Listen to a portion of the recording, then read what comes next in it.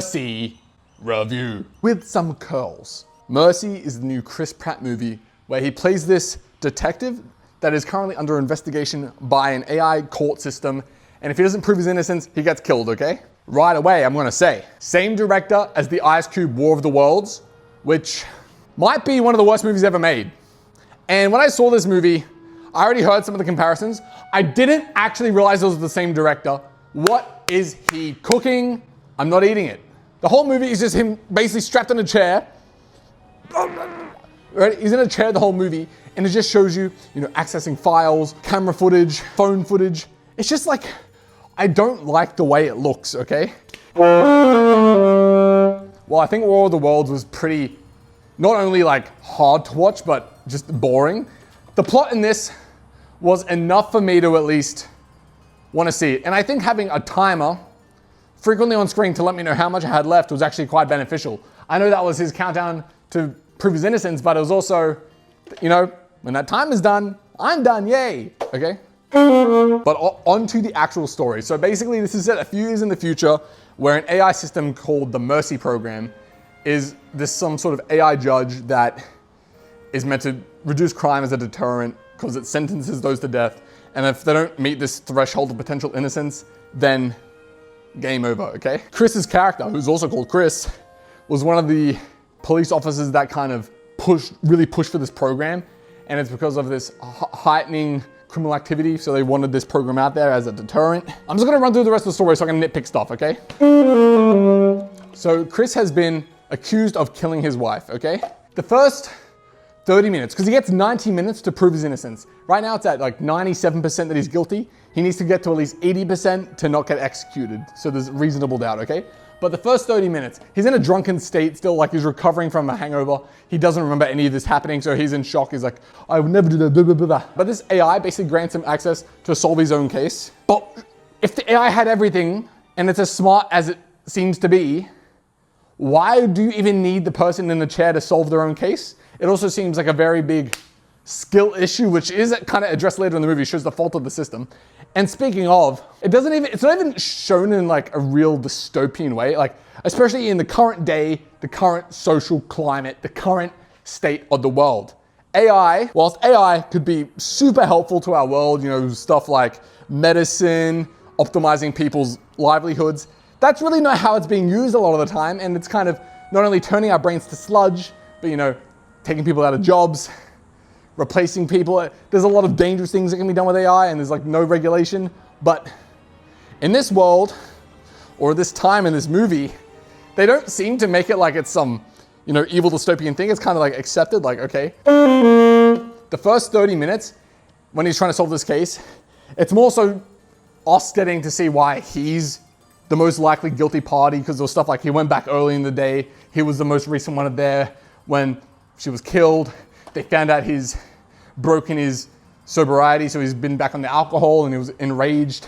There's a lot of evidence of him being really poor towards his wife and daughter. So, it paints this picture that, he's a genuine suspect. Like, this is the most likely thing that's gonna happen. Like, even investigators are like, yep, this looks like I did it. But I'm pretty sure if you watch this movie, you don't actually think he did it. And very early on, I think it's very clear who probably did do it. I would be shocked if you didn't guess it. But then, the last hour, 45 minutes, everything starts coming together really fast. Spoiler warning, I realize I can't really talk about this without spoiling the rest. So spoiler warning if you care, okay? But you find out the first Mercy program victim was the brother of this guy. So now, not only has he set this whole thing up over 2 years to get Chris, to get him put away or killed, he's also done this to blow up the Mercy program. He's made a big bomb, okay, to blow the whole thing up. The amount of conveniences that this needed to happen on this day and this way it's just a bit jarring, especially when he's had 2 years to plan it, yet coincidentally, Chris's character, Chris, came back home in the state to make himself the guilty party, which kind of led all the things to happen to him even being the suspect. So if that didn't happen, what was he gonna do? Because even when they show his plan, he'd been waiting in the house. But how do you know Chris was gonna come back that day? Coincidence, I'm sure. Also, it's only a few years in the future it's set, but the hoverbikes and stuff, it looked a bit funny. But then, when the twist is revealed, they end up proving his innocence because of that twist, but now he's got that They got to stop this bomb from going off because otherwise they're all doomed. And he got the daughter as a hostage, so he got to do it all. Another shock twist is that his police partner, who we'd been seeing a lot of body cam footage from throughout the movie, which is the very few times that we're just not looking at Chris Pratt's face the whole movie. Why did he direct it like this? Why has he done this 2 movies in a row? I don't know why he's doing this. It's not fun, it's not watchable. War of the Worlds was Microsoft Teams, the movie. This was, I don't know, folders and footage, CCTV, the movie. Like, why did they do it like this? It was enough to like at least watch the movie and not being like, I hate, like, what a waste of time. Like, I don't think it's a good movie, but it was watchable. War of the Worlds is not watchable, this is watchable. Yeah, the twist was his partner actually was the one who set up the first Mercy victim so that they could have a good win. And it really just shows, 1, the Mercy system isn't as flawless as you think. 2, the police are corrupt to get what they want. And 3, I can't think of it now, and I'm not gonna say anything now. And now the actual AI, because its capabilities seem so powerful, yet why isn't it solving this by itself? It has access to everything. Bird cams, for crying out loud. Everyone's personal phones and text messages. It has access to basically everything. So why couldn't it have just solved it by itself?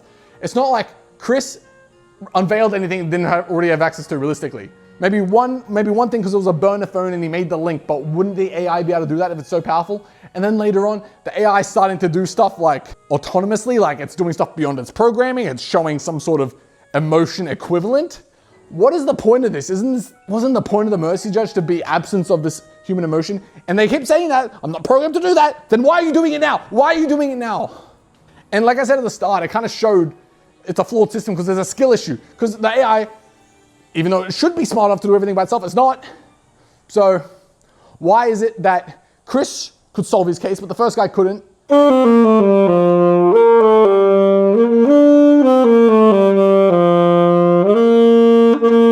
With that being said, Mercy gets